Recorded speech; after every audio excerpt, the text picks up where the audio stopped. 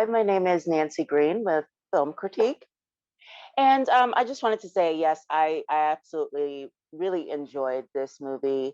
I love the dynamics between everyone. And my question is for Sam.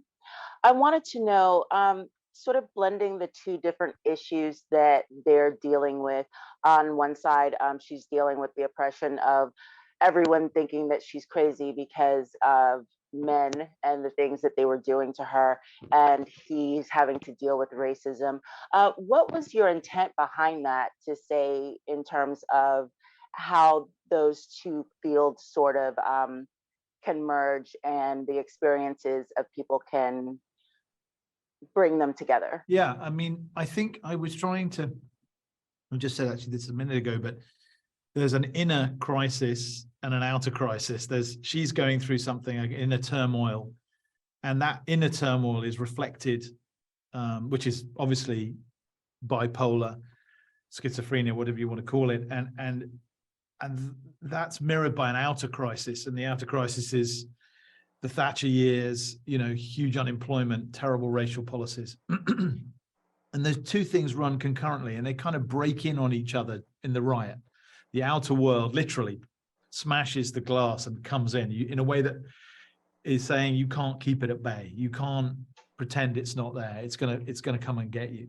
But the irony about those years, those years in the early 80s, that when I was a teenager, when I was the same age as Stephen really, was that even though it was a time of great political upheaval and racial upheaval, it was also a time when we had these role models, these bands that were genuinely diverse and that were making music about social issues that went straight to #1 in the charts. I mean, it was an incredible time of creativity. So you had the Specials, the Selector, the Beat, truly multiracial bands, working class, making amazing music. And then at the same time, you had in the movies, which again you see reflected in our movie, a time when for the first time there were commercial movie stars, Eddie Murphy, Richard Pryor, who were breaking through.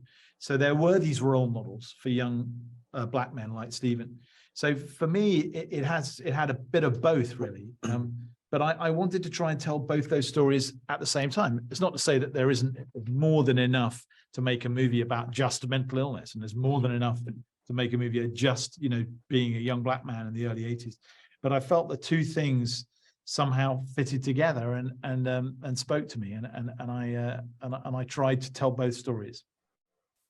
Nice, and it was done very well, beautifully done. Thank you. Thank you very much. Thank you.